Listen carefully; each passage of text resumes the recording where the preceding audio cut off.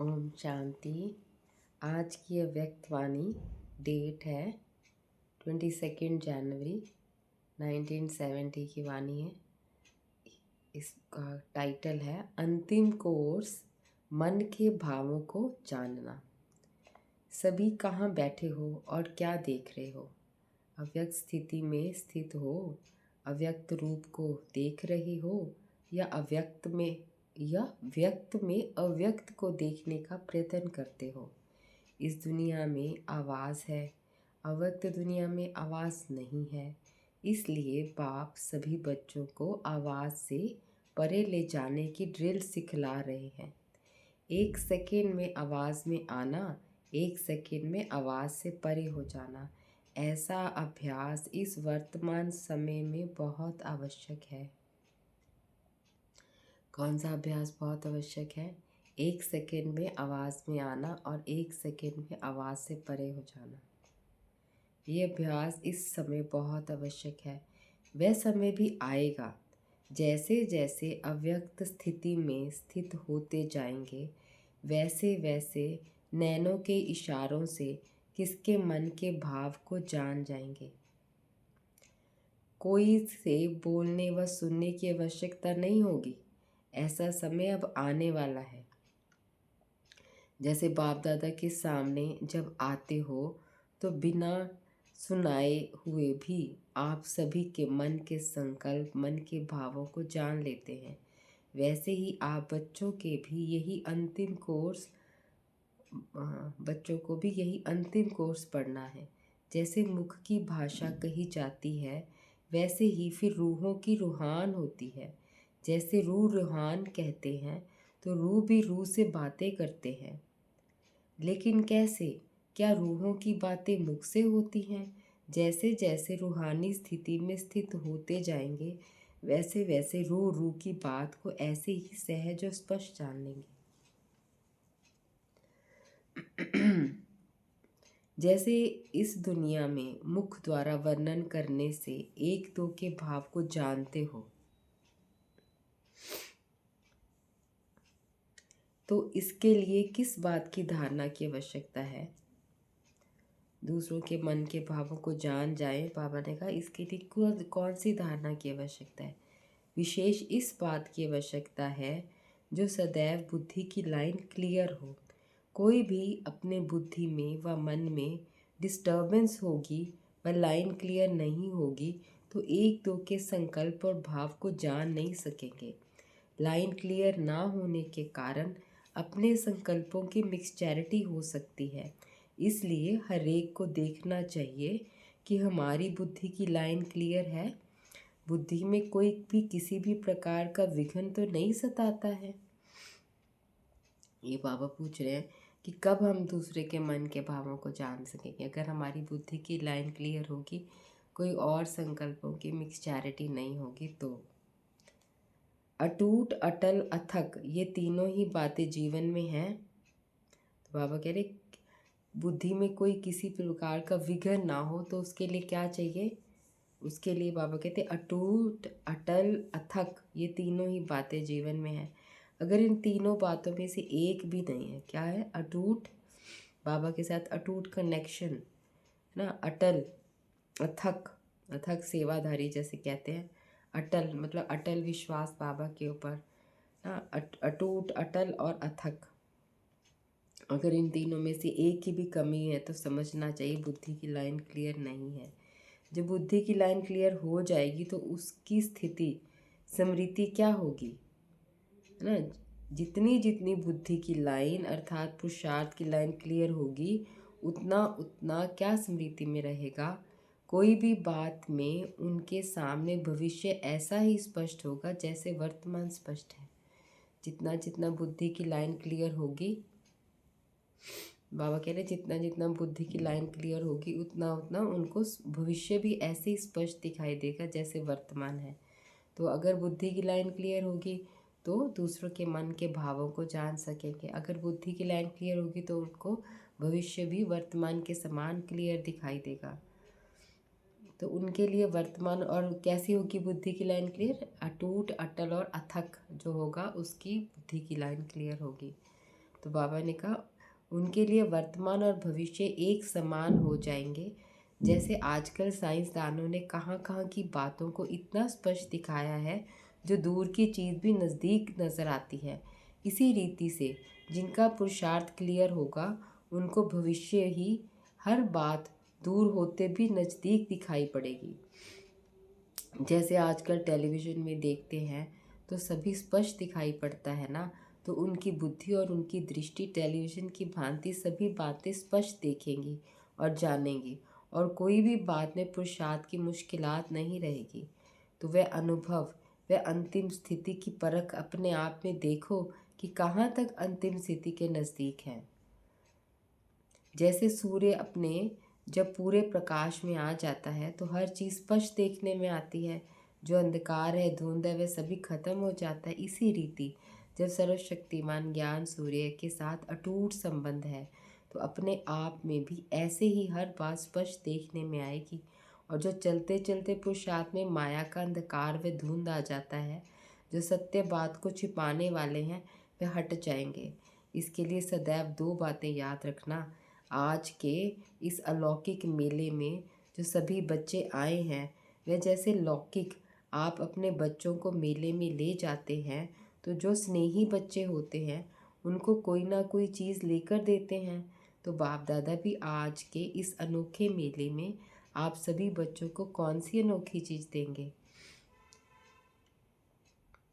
तो बाबा कह रहे हैं कि अभी जैसे सूर्य का प्रकाश होता है तो सब प्रकार का अंधकार और धुंध समाप्त हो जाती है। इसी प्रकार बाबा कहते हैं पुरुषार्थ में चलते चलते जो माया की धुंध आंखों के सामने जो अपने मस्तक में आ जाती है तो वो कैसे समाप्त होगी? जब ज्ञान सूर्य के साथ अटूट कनेक्शन होगा तो सब प्रकार की धुंध समाप्त हो जाएगी, सारे अंधकार समाप्त हो जाएंगे, तो क्लैरिटी आ जाएगी। हाँ, तो यही, और इसके लिए क्या करना होगा? तो बाबा ने कहा कि बाबा के साथ हमारा निरंतर कनेक्शन अटूट चलता रहे, माया की धुंध खत्म हो जाए। तो बाबा के लिए उसके लिए क्या होगा? उसके लिए बाबा कह रहे हैं कि आज के मेले में बाबा बच्चों के लिए दो बातें लेके अनोखी चीज़ें लेकर देंगे। आज के इस मधुर मिलन के मेले का यादगार बाप दादा क्या दे रहे हैं कि सदैव शुभ चिंतक और शुभ चिंतन में रहना। ये दो बातें सदैव याद रखना, शुभ चिंतन और शुभ चिंतक। शुभ चिंतन से अपनी स्थिति बना सकेंगे और शुभ चिंतक बनने से अनेक आत्माओं की सेवा करेंगे। शुभ चिंतन करेंगे तो अपनी स्थिति बनेगी, और शुभ चिंतक बनेंगे तो दूसरी आत्माओं की सेवा करेंगे। अगर ये दो बातें याद रहेंगी हमेशा, शुभ चिंतन और शुभ चिंतक, तो मामा के साथ कनेक्शन भी अटूट रहेगा, बुद्धि में क्लैरिटी आती जाएगी, माया की धुंध खत्म हो जाएगी ना, दूसरे के मन के भावों को जान सकेंगे, और जैसे भविष्य भी जैसे कि वर्तमान की तरह स्पष्ट दिखाई देगा ना। तो ये सब बाबा कह रहे हैं कि अब वो शुभ चिंतन करें, हर समय शुभ चिंतन चलता रहे, ज्ञान का चिंतन चलता रहे, सुदर्शन चक्र चलता रहे, स्व चिंतन चलता रहे, शुभ चिंतन ही है। और अगर शुभ चिंतक अर्थात दूसरों के प्रति शुभ भावना, शुभकामना, उनके लिए शुभ चिंतक बने तो ये सेवा हो जाएगी। तो अगर ये दो बातें होंगी तो सब सहज हो जाएगा। तो आप कहते शुभ चिंतन से अपनी स्थिति बना सकेंगे और शुभ चिंतक बनने से सेवा कर सकेंगे। तो आज ये वतन से आए हुए सभी बच्चों के प्रति अविनाशी सौगात है। बाप दादा का स्नेह अधिक है, वह बच्चों का अधिक है। पूछ रहे हैं बाबा, कोई कोई बच्चे सोचते होंगे कि हम सभी का स्नेह बाप दादा से ज़्यादा है। कोई कोई है भी, लेकिन मेजॉरिटी नहीं। स्नेह है लेकिन अटूट और एक रस स्नेह नहीं है। बच्चों का स्नेह रूप बदलता बहुत है, बाप दादा का स्नेह अटूट और एक रस रहता है। तो अब बताओ किसका स्नेह ज़्यादा है? हाँ, बाप दादा का हमारे से निरंतर स्नेह है, अटूट है, बीच बीच में टूटता नहीं है। लेकिन बच्चों का पूरा एक जैसा नहीं रहता है, एक रस नहीं रहता है। बाबा का एक रस और अटूट है। बाप दादा बच्चों को देखते हैं कि त्रिनेत्री होने से तीन रूपों से देखते हैं। बाबा त्रिनेत्री हैं तो बच्चों को तीन रूपों से देखते हैं। वह कौन से तीन रूप हैं? जैसे आप बच्चे बाप को तीन रूपों से देखते हो ना, तो वह सभी जानते हैं। बाप, टीचर और सतगुरु, हमें पता है हम बाबा को तीन रूपों से देखते हैं। लेकिन बाप बच्चों को 3 रूपों से देखते हैं। एक तो पुरुषार्थी रूप, ब्राह्मण रूप, दूसरा जो संगम का हमारा भविष्य है फरिश्ता रूप, और तीसरा जो भविष्य देवता रूप। तीनों का साक्षात्कार होता रहता है। तीनों ही रूप एक एक ऐसे ही स्पष्ट देखने में आते हैं जैसे वर्तमान ये देह का रूप इन आँखों से स्पष्ट देखने में आता है। इस रीति दिव्य नेत्र द्वारा ये तीनों रूप स्पष्ट देखने में आते हैं। जैसे इन आँखों से देखी हुई चीज़ का वर्णन करना सहज होता है, सुनी ही बातों का वर्णन करना मुश्किल होता है, लेकिन देखी हुई बात का वर्णन करना सहज होता है और स्पष्ट होता है। तो इन दिव्य नेत्रों व अव्यक्त नेत्रों द्वारा हरेक के तीनों रूपों की भी इतना ही सहज वर्णन करना होता है। वैसे ही आप सभी को भी एक दो के ये तीनों रूप देखने में आएंगे। अभी यथा योग्य यथाशक्ति हैं, लेकिन कुछ समय के बाद यथाशक्ति शब्द भी खत्म हो जाएगा और हरेक अपने अपने नंबर प्रमाण संपूर्णता को प्राप्त हो जाएंगे। तो बाप दादा तो क्या रह जाएगा? बाबा कहते यथाशक्ति शब्द खत्म हो जाएगा। अभी तो सब अपने तीनों रूपों को कैसे देखते हैं? यथा योग्य यथाशक्ति देखते हैं, लेकिन बाद में बाबा कहते ये यथाशक्ति खत्म हो जाएगा, क्योंकि सभी अपनी संपूर्णता को पाएंगे। संपूर्णता नंबर वार होगी। माला के 108 मन के जो हैं, तो नंबर 1 मन का और 108वां मन का दोनों को संपूर्ण कहेंगे कि नहीं? विजयी रतन कहेंगे। विजयी रतन अर्थात अपने नंबर प्रमाण संपूर्णता को प्राप्त हो, उनके लिए सारे ड्रामा में अंदर वही संपूर्णता की स्टेज फर्स्ट स्टेज है। जैसे सतयुग में विश्व महाराजन तो आठवां भी कहलाएगा, लेकिन फर्स्ट विश्व महाराजन की सृष्टि के संपूर्ण सुख और 8वें के संपूर्णता के सुख में अंतर होगा। वैसे ही यहाँ भी हरेक अपने अपने नंबर प्रमाण संपूर्णता को प्राप्त हो रहे हैं। इसलिए बाप दादा संपूर्ण स्टेज को देखते रहते और वर्तमान समय के पुरुषार्थ को देखते रहते हैं, क्या है और क्या बनने वाले हैं। हम बाबा हमारे तीनों स्वरूपों को देखते रहते हैं और हमारी संपूर्णता की स्टेज बाबा जानते हैं कि अभी अपनी संपूर्णता की स्टेज के कितने करीब बच्चे पहुँचे हैं।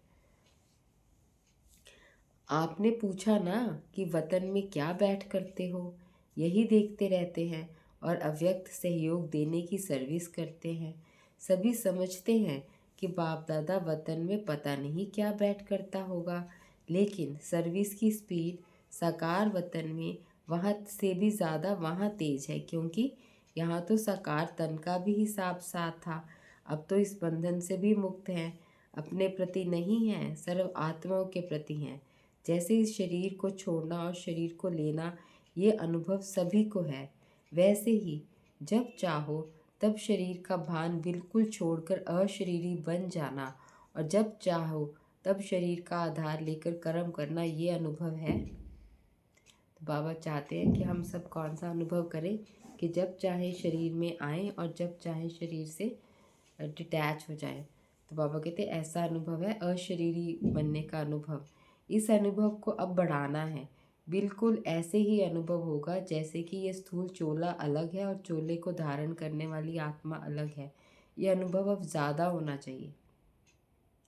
सदैव यही याद रखो कि अब गए कि गए, सिर्फ सर्विस के निमित्त शरीर का आधार लिया हुआ है, लेकिन जैसे ही सर्विस समाप्त हो वैसे ही अपने को एकदम हल्का कर सकते हैं। जैसे आप लोग कहाँ भी ड्यूटी पर जाते हो, फिर वापस घर आते हो, अपने को हल्का समझते हो ना, ड्यूटी की ड्रेस बदल कर घर की ड्रेस पहन लेते हो। वैसे ही सर्विस प्रति ये शरीर रूपी वस्त्र का आधार लिया, फिर सर्विस समाप्त हुई और इन वस्त्रों का बोझ से हल्के और न्यारे हो जाने का प्रयत्न करो।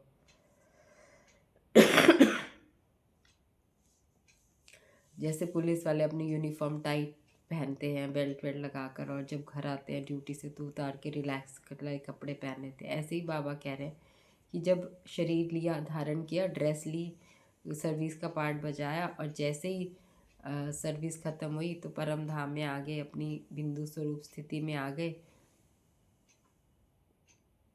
और फिर रिलैक्स हो। जैसे घर आते हैं तो रिलैक्स करते हैं, यूनिफॉर्म उतार के ऐसे बाबा कहते हैं अशरीरी हो जाओ, रिलैक्स करो, परम धाम में अशरीरीपन का अनुभव करो। हल्के होने से सहज ही अलग हो जाते हैं। बाबा ने कहा कि जैसे शरीर से अलग होना सहज है या कोई मुश्किल लगता है? वो कहते हैं अगर टाइटनेस होगी तो अलग ही नहीं हो सकेंगे। कोई भी चीज़ अगर चिपकी हुई होती है तो उसको खोलना मुश्किल होता है। हल्के होने से सहज ही अलग हो जाता है। वैसे ही अगर अपने संस्कारों से में कोई भी ईजीपन नहीं होगा तो फिर अशरीरीपन का अनुभव कर नहीं सकेंगे। संस्कारों में ईजीपन का अनुभव चाहिए। बाबा कहते सुनाया था ना कि क्या बनना है, ईजी और अलर्ट। ऐसे ही भी नहीं कि ऐसा ईजी रहे कि माया ही ईजी आ जाए। कोई समय ईजी रहना पड़ता है, कोई समय अलर्ट रहना पड़ता है। ईजी और अलर्ट ऐसे रहने वाले ही इस अभ्यास में रह सकेंगे। बाप दादा बच्चों को कोई नया नहीं देख रहे हैं, क्योंकि जब भी तीनों ही कालों को जानते हैं तो नया कैसे कहेंगे, इसलिए अभी अति पुराने हैं। कितना पुराना है वह हिसाब नहीं निकाल सकते, तो अपने को नया नहीं समझना। अति पुराने और वही पुराने अब फिर से अपना हक लेने के लिए आए हैं। ये नशा सदैव कायम रहे। ये भी कभी भी नहीं बोलना कि पुरुषार्थ करेंगे देखेंगे, नहीं। जो लास्ट आए हैं उनको यही सोचना है कि हम फास्ट जाएंगे। अगर फास्ट का लक्ष्य रखेंगे तो पुरुषार्थ भी ऐसे ही होगा। इसलिए कभी भी ये नहीं सोचना कि हम लोग तो पीछे आए हैं तो प्रजा बन जाएंगे, नहीं। पीछे आने वालों को भी अधिकार है राज्य पद का। अच्छा, बाबा ने कहा अव्यक्त मुलाकात भी मिलन ही है। इसलिए सभी को यही निश्चय रखना है कि हम राज्य पद लेकर ही छोड़ेंगे। हम नहीं बनेंगे तो कौन बनेंगे? फोटो में कोई कौन सी आत्माएं गिनी जाती हैं? तो ऐसे कोटों में से कोई हम आत्माएं ड्रामा के अंदर हैं, ये अपना निश्चय नहीं भूलना। बाप दादा सभी बच्चों का भविष्य देख हर्षित होते हैं। एक एक से मिलना मन की बात तो वह है, लेकिन आप सबके समान इस व्यक्त दुनिया में बाप दादा को अभी ये व्यक्त दुनिया नहीं है। तो आपके दुनिया के प्रमाण समय को भी देखना पड़ता है। वतन में समय नहीं होता, घड़ी नहीं होती, लेकिन इस व्यक्त दुनिया में सभी बातें देखनी पड़ती हैं। ओम शांति।